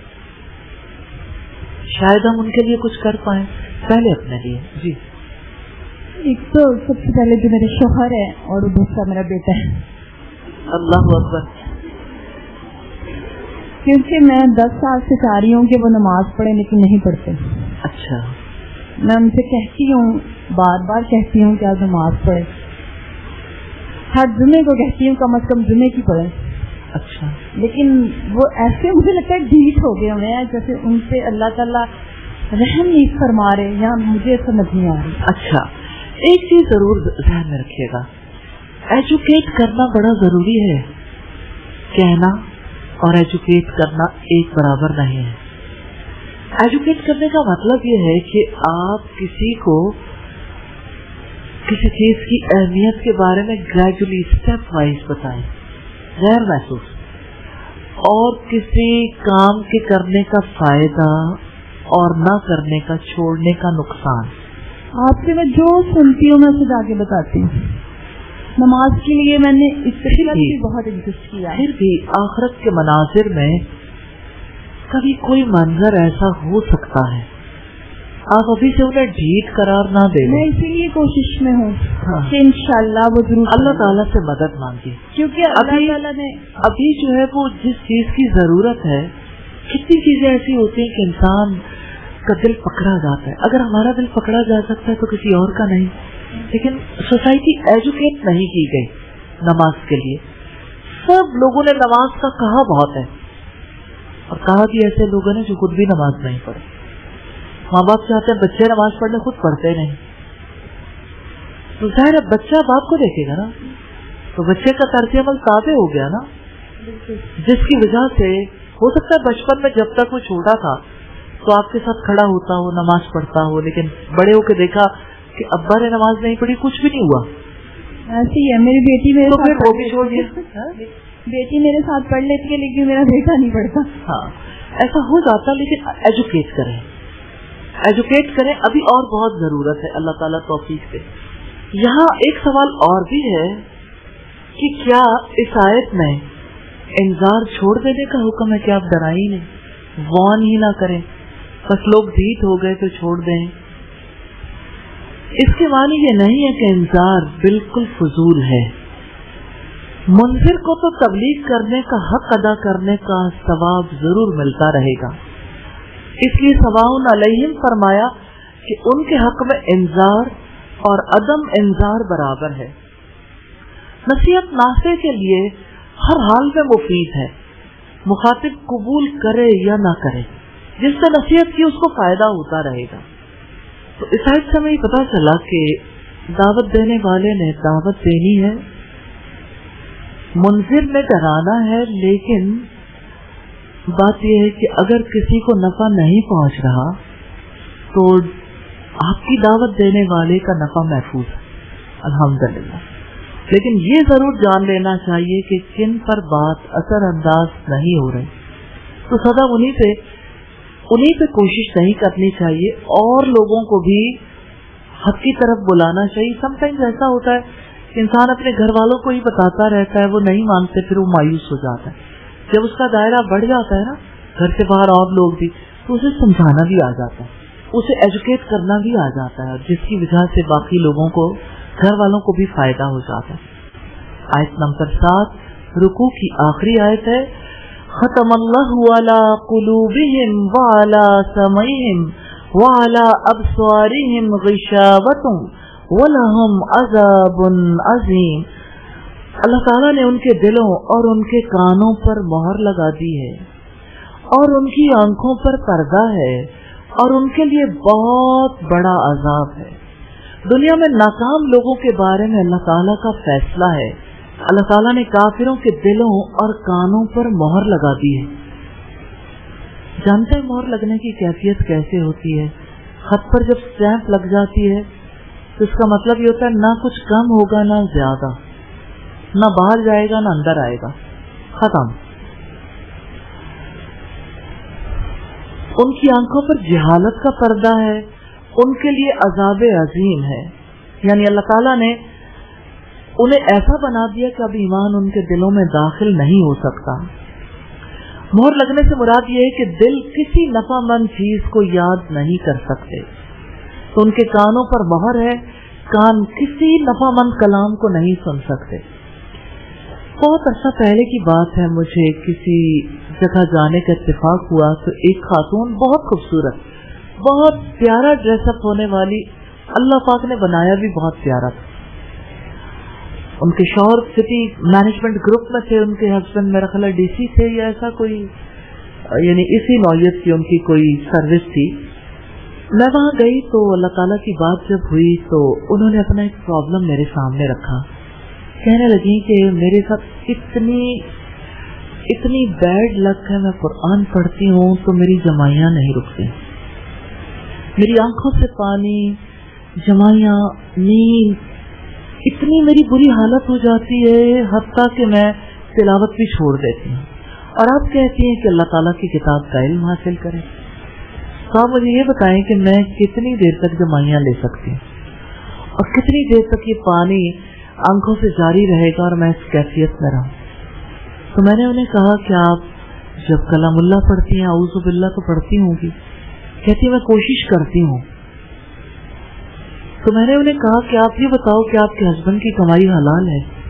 کہتی میں اس بارے میں نہیں جانتی. میں نے انہیں کہا اچھا ٹھیک ہے, جو بھی آپ کے حالات ہیں آپ اللہ تعالیٰ سے دعا کریں, ایاک نعبد و ایاک نستعین اہدنا الصراط المستقیم, اور آپ اللہ تعالیٰ کا نام لے کر اللہ تعالیٰ کی کتاب پڑھنی شروع کر دیں.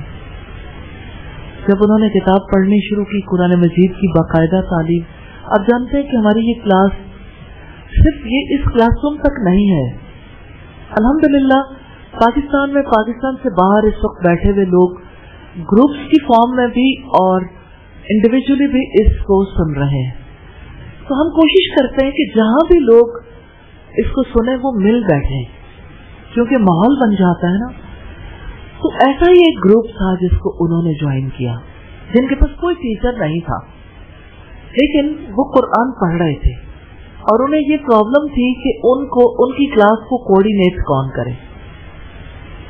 انہوں نے قرآن پڑھنا شروع کیا اور مجھے انہوں نے کہا فون کر کے کہ میں ٹیسٹ نہیں دے سکتی, میرے لیے یہ بہت مشکل ہے, اور میں نے پہلا پارہ پڑھا ہے, میری زندگی کا سب سے پرمشقت عمل ہے.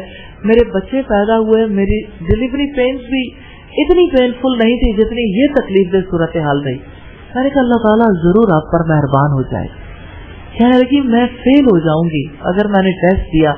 میں نے کہا آپ انشاءاللہ کامیاب ہوں گی, آپ کو اتنا ہی زیادہ اجر ملے گا. انہوں نے ٹیسٹ دیا اور ہائیسٹ مارکس لیے الحمدللہ. ایک بار پھر اگلا پارہ آیا, تیسرے پارے پہ وہ بہت مطمئن ہو گئے. تو میں نے انہیں کہا اب سورہ البقرہ آپ نے پڑھ لی ہے, انشاءاللہ اللہ تعالیٰ کی رحمت ہوگی اور اب آپ کا وہ سلسلہ ختم ہو جائے گا. اللہ تعالیٰ کا اتنا بڑا احسان ہے, اللہ تعالیٰ نے انہیں اس تکلیف سے نجات دی. اب وہ قرآن کی طالب علم بھی ہیں اور قرآن کو آگے پہنچاتی بھی ہیں, الحمدللہ. تو زندگی میں جب انسان گناہ کرتا ہی چلا جاتا ہے, نہ روزی کے حلال ہونے کی خبر ہے, نہ زندگی کے باقی اعمال کے بارے میں سوچا ہے, تو سم ٹائمز ایسا ہوتا ہے کہ دنیا میں ہی یہ چیز سامنے آ جاتی اور اللہ تعالیٰ آہستہ آہستہ مستقل مزاجی سے چلنے والے کو راستہ دکھا دیتے, جیسا کہ قرآن حکیم میں آتا ہے وَالَّذِينَ جَاهَدُوا فِينَا لَنَهْدِيَنَّهُمْ سُبُلُنَا, جو ہمارے راستے میں کوشش کریں گے, اسٹرگل, یہ اللہ کا راستہ ہے نا, علم کا راستہ, ہم انہیں ضرور اپنے راستے پر چلائیں گے, انہیں ضرور اس راستے کی ہدایت دیں. یہ اللہ کا وعدہ ہے. آپ نے ثابت قدمی سے چلنا ہے انشاءاللہ, گھبرانا نہیں ہے ٹیسٹ سے, گھبرانا نہیں ہے اسیسمنٹ سے. پارے کے اختتام تک آپ کی کیفیت بدل جائے گی اللہ تعالیٰ کے فضل و کرم سے. آپ نے کسی انسان کی طرف نہیں دیکھنا, اپنے حافظے کی طرف بھی نہیں دیکھنا, حالات کی طرف بھی نہیں دیکھنا, مواقع کی طرف بھی نہیں دیکھنا. آپ نے اپنی نگاہ اللہ تعالیٰ کی طرف لگانی, اپنے رب کی طرف دیکھنا, وہ آپ کو پڑھائے گا, پھر آپ کبھی نہیں بھولو گے. آپ کو اس بات پر یقین ہے, جتنا زیادہ یقین ہوگا اتنا آپ فریش ہو جائیں گے. یہ جو تھوڑا تھوڑا یقین ہے نا, بابا عبداللہ شاکر کہتا ہے پولے پولے پیری اسلام نہیں ہو آمنا. پنجابی شاعری ہے کہ آپ آہستہ آہستہ قدم رکھو گے تو ایسے اسلام آپ نہیں سیکھ سکتے, اسلام سے عمل پیرا نہیں ہو سکتے. ثابت قدمی کے ساتھ, مضبوط قدموں کے ساتھ چلیں. جانتے ہیں قدم مضبوط کیسے ہوتے ہیں؟ یقین کے ساتھ. یقین چاہیے, آخرت کا یقین, اکاؤنٹیبلٹی, سیلف ریسپانسبلٹی لیں, اپنے رب سے دعائیں مانگیں, ایکسیلنس کے لیے اسٹرگل کریں. اللہ تعالی مہربان ہے. وہ تو آپ پر اس وقت بھی مہربان تھا جب آپ اپنی ماں کے پیٹ میں تھی, وہ اس وقت بھی مہربان تھا جب آپ کا کوئی وجود نہیں تھا, مٹی کا ذرہ تھے. آج سے 5000 سال پہلے کون تھا جو آپ پر مہربان تھا؟ اس کو تو 50,000 سال پہلے بھی, زمین و آسمان کے 50,000 سال پہلے بھی یہ پتا تھا کہ آپ کو پیدا کرنا ہے اور آپ نے زندگی میں کیا کرنا ہے, اور زندگی کے بعد آپ کے ساتھ کیا معاملہ ہونا ہے. وہ کبھی آپ سے بے خبر نہیں ہوتا, اس پر یقین کر لیں. آپ آج تک اپنے اوپر ہی یقین کرتے رہے نا, خود اعتمادی خدا اعتمادی کی طرف نہیں آنے دیتی. اپنے رب پر اعتماد کر لیں, یہ اعتماد آپ کو بلندی کی طرف لے جائے گا, اعلیٰ جنتوں کی طرف. آپ اپنے رب پر اعتماد کریں گے, رب آپ پر مہربان ہو جائے گا انشاءاللہ. تو کسی چیز پر مہر لگانے کی بات ہم دیکھ رہے تھے, تو مہر لگا دینے کا مفہوم کیا ہے؟ اس بات کا یقین کر لینا کہ اب اس کے اندر کوئی چیز باہر سے داخل نہیں ہو سکتی. یہ کافروں کا حال ہے کہ وہ آبا کی تقلید کرتے ہیں, اپنے کفر پر قائم رہتے ہیں اور غور و فکر کرنے کا ہر راستہ بند کر دیتے ہیں. اس وجہ سے کوئی نصیحت ان پر اثر انداز نہیں ہوتی, اور علم حاصل کرنے کے دروازے اگر کسی پر بند کر دیے گئے تو ایمان لانے کی توقع نہیں کی جا سکتی, کیونکہ علم آتا ہے تو ایمان آتا ہے. پھر ایسے شخص سے خیر کی امید بھی نہیں کی جا سکتی. تو مہر کا مطلب یہ بھی ہے کہ گناہوں کی کثرت کی وجہ سے دل پر زنگ چڑھ جاتا ہے, پھر اللہ تعالیٰ مہر لگا دیتا ہے. اس طرح دل کے اندر ایمان کی گنجائش ہی ختم ہو جاتی ہے اور کفر جڑیں پھیلا لیتا ہے. جیسا کہ رب العزت نے فرمایا بل طبع اللہ علیہا بکفرہم, بلکہ اللہ تعالیٰ نے ان کے کفر کی وجہ سے ان کے دلوں پر مہر لگا دی ہے. سیدنا ابو ہریرہ فرماتے ہیں نبی صلی اللہ علیہ وسلم نے فرمایا بندہ جب ایک گناہ کرتا ہے تو اس کے دل پر ایک سیاہ نقطہ ڈال دیا جاتا ہے، اور جب وہ گناہ سے باز آ جاتا ہے، استغفار کرتا ہے، توبہ کرتا ہے، تو اس کا دل صاف کر دیا جاتا ہے. آپ نے کبھی کوئی گناہ کیا ہے؟ استغفار کر کے دیکھیں، آپ ہلکے پھلکے ہو جائیں گے. توبہ کرنے والا ہلکا پھلکا ہو جاتا ہے، کیونکہ اللہ تعالیٰ دل صاف کر دیتے ہیں. اگر وہ دوبارہ گناہ کرتا ہے تو وہ نقطہ بڑھ جاتا ہے، حتیٰ کہ وہ پورے دل پر چھا جاتا ہے. یہی وہ زنگ ہے جس کا ذکر اللہ تعالیٰ نے اپنی کتاب میں کیا، کلا بل ران علی قلوبہم ما کانوا یکسبون، ہرگز نہیں بلکہ ان کے دلوں پر ان اعمال نے زنگ لگا دیا ہے جو وہ کماتے تھے. یہ سورہ المطففین کی آیت نمبر 14 ہے اور ترمذی کی 3334 نمبر روایت. سیدنا حذیفہ سے روایت ہے کہ رسول اللہ صلی اللہ علیہ وسلم نے فرمایا فتنے آزمائشیں، فتنے دلوں پر ایسے آئیں گے ایک کے بعد ایک کے بعد ایک، جیسے بوریے کی تیلیاں ایک کے بعد ایک ہوتی ہیں. پھر جس دل میں وہ فتنہ رچ جائے گا تو اس میں کالا داغ پیدا ہوگا، اور جو دل اس کو نہ مانے گا اس میں ایک سفید نورانی دھبا ہوگا. یہاں تک کہ اسی طرح کالے اور سفید دھبے ہوتے ہوتے دل دو قسم کے ہو جائیں گے. ایک تو خالص سفید دل چکنے پتھر کی طرح جس کو کوئی فتنہ نقصان نہ پہنچائے گا جب تک کہ آسمان اور زمین قائم رہیں گے. دوسرے کالا سفیدی مائل یا اوندھے کوزے کی طرح جو نہ کسی اچھی بات کو اچھی سمجھے گا نہ بری بات کو بری، مگر وہ جو اس کے دل میں بیٹھ جائے. مسلم کی 144 نمبر روایت. کہ دل میں بیٹھ جانے کی بات ہمارے یہاں آج کی زبان میں اسے کنڈیشننگ کہتے ہیں کہ انسان کنڈیشنڈ ہو جاتے ہیں. کوئی بات ایسی ہوتی ہے جس کو دل قبول کر لیتے ہیں، پھر اس کے مطابق چلتے چلے جاتے ہیں بے دلیل. حالانکہ مومن کی ذمہ داری ہے کہ وہ حق کا علم حاصل کرے، حق اور باطل، اچھے اور برے کے فرق کو سمجھے اور شعوری طور پر اللہ تعالیٰ کی مدد سے حق کا راستہ اختیار کرے، نیک اعمال کرے. تو اللہ تعالیٰ نے مہر لگانے کی بات کی ہے، اور اب سوچیں اگر یہ مہر ہمارے دل پر لگ گئی تو کیا ہوگا؟ ایسا تو نہیں ہے کہ کوئی عبادت کرنے والا اور اس کے دل پر مہر نہ لگ سکتی ہو.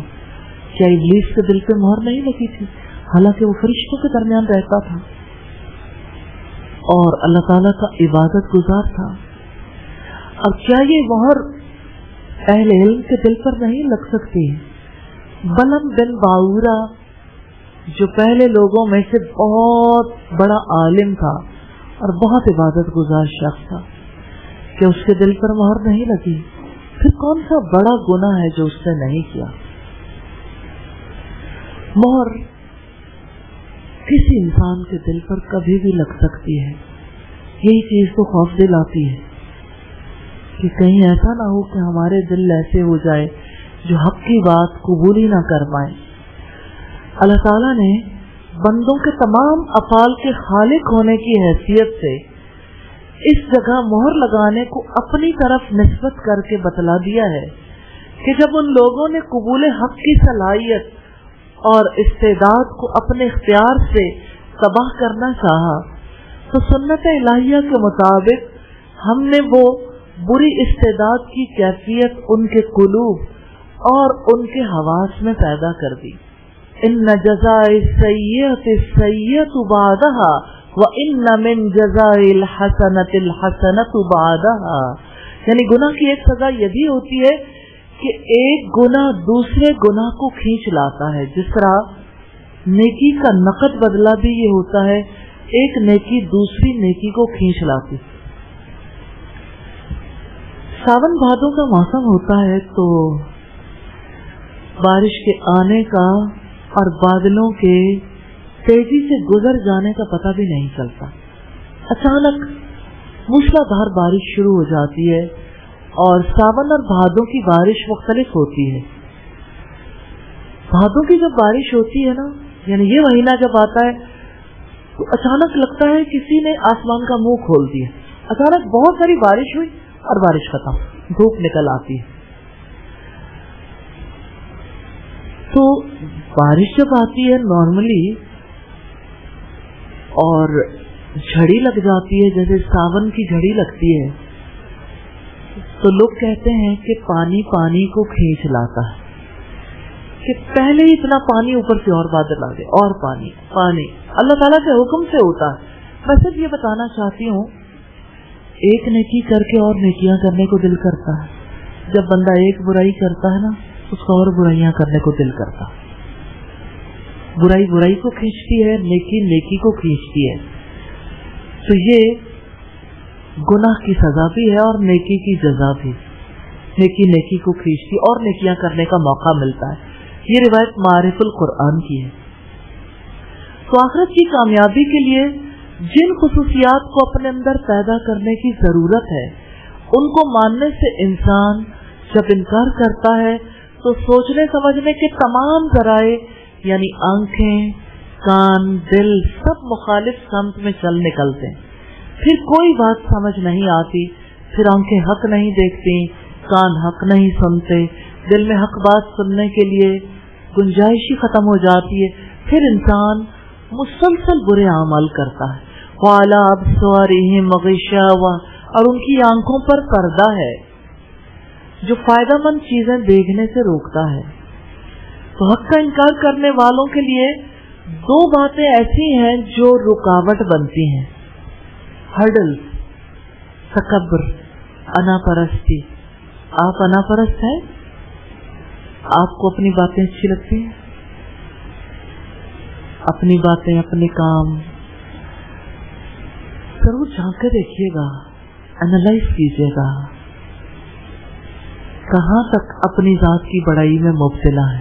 अल्लाह ताला जानता ही। आप अल्लाह ताला से कहिए, दुआ कीजिए कि या अल्लाह मुझ पर मेरी जात की हकीकत खोल दे, और या अल्लाह मुझे तौबा करने की तौफीक दे, और या अल्लाह मुझे बदल जाने की तौफीक दे दे। तो तकब्बुर इस रास्ते की रुकावट है और दुनिया की मोहब्बत। जब जानते हैं कि इंसान के अंदर मुखालिफाना जज्बात क्यों जागते हैं, हक की मुखालफत से, तकब्बुर की वजह से, दुनिया की मोहब्बत की वजह से, फिर इंसान हक बात समझ नहीं पाते। फिर कितने दलाइल दिए जाएं, कितने ही दलाइल दे दिए जाएं, हक समझ ही नहीं आता। इसी चीज को कुरान में गिशावा कहा गया, यानी उनकी आंखों पर पर्दा पड़ गया है कि कायनात में इतनी निशानियां फैली हुई हैं, लेकिन ऐसा पर्दा है जो देखना ही नहीं देता। ये शऊर पर पड़ने वाला पर्दा, सब कुछ सामने है, फिर भी कहते हैं खुदा नहीं मिलता, हमें खुदा नहीं मिलता। लेकिन जिसको तलाश हो उसको तो उसका रब मिल जाता है। वो बुल्ले शाह कहता है कि जे रब नातिया तोतिया मिलदा, यानी अगर किसी ने बहुत ज्यादा अपने आप को पाक साफ कर लिया, नहाया धोया, इसमें कोई शक नहीं, पाक साफ रहना अल्लाह ताला के करीब होने के लिए जरूरी है। से मिलदा डडुआ मछलियां हो, कि फिर तो मेंढक और मछलियां जो है वो अल्लाह ताला के बहुत करीब होते जाने, कितने करीब है ये तो अल्लाह ताला ही जानता है, ये तो किसी इंसान की ओपिनियन है। ते जे रब राती जागदिया मिलदा, ते मिलदा काल कड़छियां हो, कि अगर रात जागने से रब मिलता तो फिर चमगादड़ों को मिल जाता, कि चमगादड़ें रात जागती हैं, अल्लाह ताला उनकी हकीकत को जानता है, हम नहीं जानते। तो आखिर में कहता है कि रब उसे मिलता है जिनकी नीयतें अच्छी होती हैं, और ये बात सच है। अच्छी नीयत, अच्छे इरादे के साथ जो दिल से अज़्म करता है कि मैंने अपने रब को पहचानना है, अपने रब से दुआ करता है, तो अल्लाह ताला उस पर अपनी सिफात की, अपनी जात की हकीकत खोल देता है। उसे पता लगने लग जाता है, उसको याद आने लग जाता है کہ مجھے میرا رب دیکھتا ہے اور میں اپنے رب کے سامنے ہوں. یہی ایکسیلنس کے لیے ضروری ہے نا. تو اللہ تعالیٰ نے جتنی قوتیں دی ہیں نا، سماعت، بصارت، قلب، ذہن، یہی ذرائع ہیں جن سے علم کے حصول کے لیے، بھلائی کے حصول کے لیے بھی مدد لی جا سکتی ہے. تو آپ سوچیں کہ ان پر تو پابندی عائد ہوگی، کان حق بات سنے گے نہیں، بوجھل. اللہ تعالیٰ کانوں میں ڈانٹ رکھ دیتے ہیں، انسان بھاگتے ہیں، قرآن نہیں سننا چاہتے. ہماری سوسائٹی میں کتنی بڑی تعداد ہے جن کو اللہ تعالیٰ نے محروم کر رکھا ہے. آنکھیں دیکھ نہیں سکتی، پردہ پڑا ہوا ہے. دل، دماغ سوچ سمجھ نہیں سکتے. یہی ذرائع تو ہیں جن سے علم حاصل کیا جا سکتا ہے. اب ان پر تو مہر لگ گئی،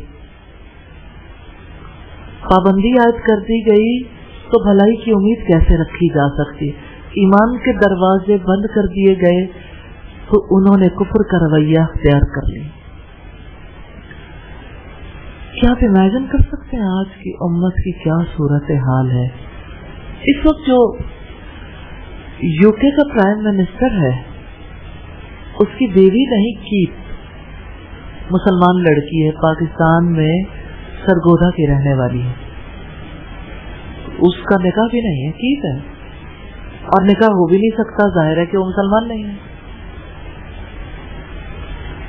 اور سوشل میڈیا پہ یہ پکچرز آپ دیکھتے رہتے ہیں. کتنے لوگ ہیں. مثلا اگر کوئی مسلمان عورت ریپرزینٹ کر رہی ہے، جیسے امریکہ میں ہماری سفیر ہیں جن کی بیٹی ایک ہندو کے ساتھ بیاہی گئی. کراچی کی ایک بہت بڑی ڈیزائنر ہے، ان کی بہن کی شادی بھی اسی گھر میں ہوئی ہے. ایسا کیسے ہونا شروع ہو گیا؟ مسلمان لڑکیوں کی شادیاں ہندوؤں کے ساتھ، عیسائیوں کے ساتھ، یہودیوں کے ساتھ ہو رہے ہیں، اور مسلمان لڑکے ہندو، کرسچن، جیوز اور اسی طرح سے دوسرے مذہب کے لوگوں کے ساتھ شادیاں کر رہے ہیں. پابندی ہے، دروازے بند ہو گئے ایمان کے لیے. یہ غلط فہمی ہے کہ کوئی مسلمان ہو کر کسی ہندو کی بیوی ہو سکتی ہے، کسی کرسچن، کسی جیو کی بیوی ہو سکتی ہے. غلط فہمی ہے. یا کوئی ہندو، سکھ، عیسائی یا جیو کے ساتھ شادی کر لے تو وہ شادی ہوتی ہے. رب العزت نے فرمایا وَنُقَلِّبُ أَفْئِدَتَهُمْ وَأَبْصَارَهُمْ كَمَا لَمْ يُؤْمِنُوا بِهِ أَوَّلَ مَرَّةٍ وَنَذَرُهُمْ فِي طُغْيَانِهِمْ يَعْمَهُونَ. اور ہم ان کے دلوں کو اور ان کی نگاہوں کو پھیر دیں گے جیسے پہلی بار وہ اس پر ایمان نہیں لائے تھے، اور ہم انہیں چھوڑ دیں گے کہ وہ اپنی سرکشی میں بھٹکتے ہی رہیں گے. سورہ الانعام کی آیت نمبر 110 ہے. یہ دنیا کا عذاب ہے. دنیا میں دل کے دروازے بند، کان بند، آنکھیں بند، پردے پڑ گئے. اب روشنی ان تک نہیں پہنچ سکتی. اس کا ڈیسیژن ہم نے نہیں کرنا، لیکن کچھ چیزیں ہیں جو ان چیزوں کو کلیئر بھی کرتی ہیں، اور اللہ تعالیٰ ان کی حقیقت کو بہتر جانتا ہے. وَلَهُمْ عَذَابٌ عَظِيمٌ. اور ان کے لیے بہت بڑا عذاب ہے. یہ آخرت کا عذاب ہے، جہنم کا عذاب ہے، جو اللہ رب العزت کی ناراضگی کی وجہ سے جب کافروں کو دیا جائے گا تب ان سمجھ آئے گی ہم نے کیا کیا. یا ارحم الراحمین، ہمیں ایسے لوگوں میں شامل نہ فرمانا جو آپ کے غضب کو آواز دیں، آپ کے عذاب کے مستحق بن جائیں. یہاں پر یہ بھی دیکھنے کی ضرورت ہے کہ ایمان کن لوگوں کے حصے میں آتا ہے، جو اللہ تعالیٰ کی دی ہوئی صلاحیتوں کا صحیح استعمال کرتے ہیں.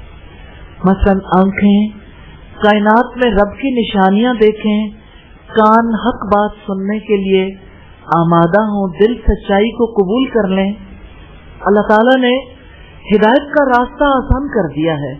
اب اگر یہ مشقت اٹھائیں تو اللہ تعالیٰ انہیں توفیق دے گا.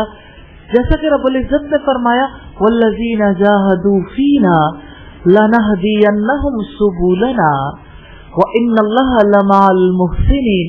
اور جنہوں نے ہماری خاطر پوری کوشش کی انہیں ہم ضرور اپنے راستے دکھائیں گے، اور بلا شبہ یقیناً اللہ تعالیٰ نیک لوگوں کے ساتھ ہے. یہ سورہ العنکبوت کی آیت نمبر 69 ہے.